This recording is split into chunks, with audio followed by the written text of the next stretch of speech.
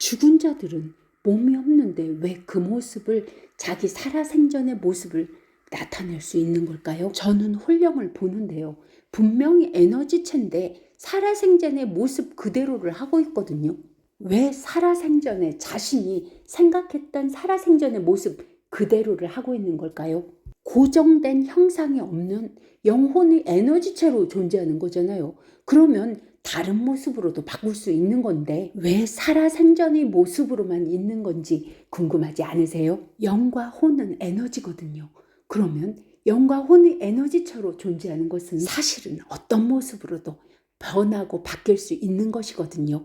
바뀔 수 있는 이치를 안 홀령이 자신의 모습이 아닌 상대의 부모나 가까운 사람의 모습으로 나타나기도 해요. 살아있는 사람은 그 삶의 방식에 따라서 그 사람이 어떻게 살아가느냐에 따라서 그 삶이 좋게도 나쁘게도 바뀌지만 그 사람의 모습은 성형을 한다던가 나이가 든다던가 하지 않는다면 그 사람의 모습이 바뀌기는 어렵잖아요.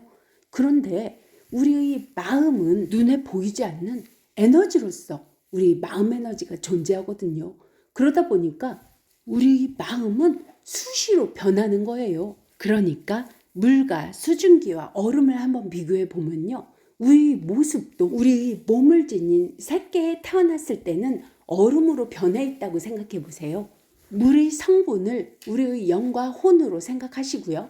산소와 수소가 합쳐져서 물이 되어 있는 에너지가 수증기로도 얼음으로도 변할 수 있다고 생각해 보시면요. 우리가 살아있을 때는 얼음의 형태를 지녔다. 죽으면 공기 중의 수증기의 모습으로 있기에 눈에 보이지는 않지만 존재는 한다.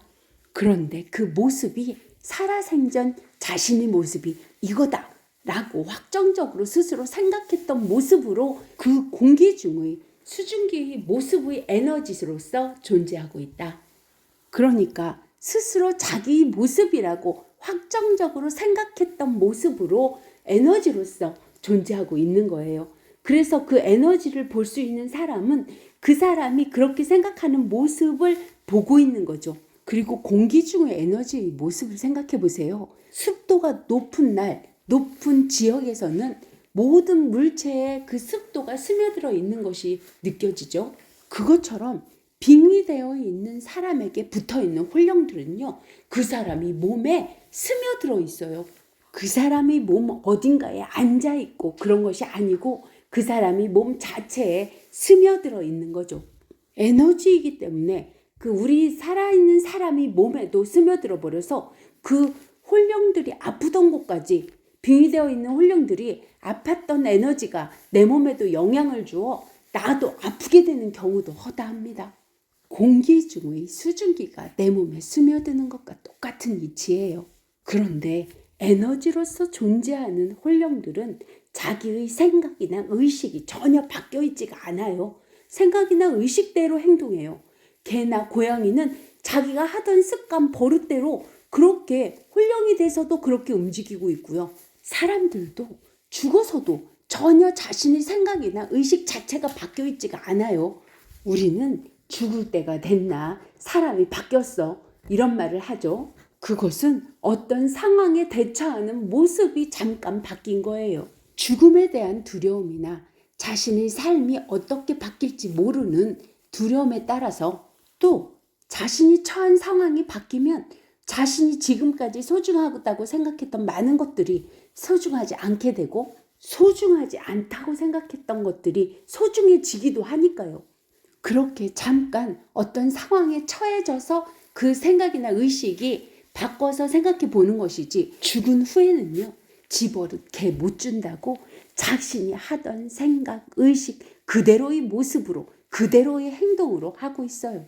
스스로 에너지로서 존재하기에 우리 마음에 의해 스스로의 모습이 변하고 바뀔 수 있다는 건 생각조차 못하고요.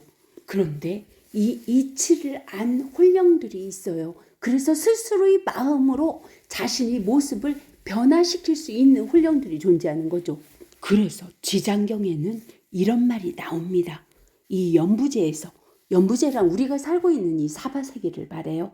이 연부제에서 선을 행하는 사람이 임종할 때에도 역시 100천이나 되는 악독한 귀신들이 혹 부모나 모든 권속으로 변신하여 망인을 이끌어서 악도에 빠지게 하거늘 하물며 본래 악을 짓는 자이오리까. 스스로 에너지로서 존재하기에 스스로의 몸을 바꿀 수 있도록 그 이치를 안 악령들이 많이 있다는 거죠.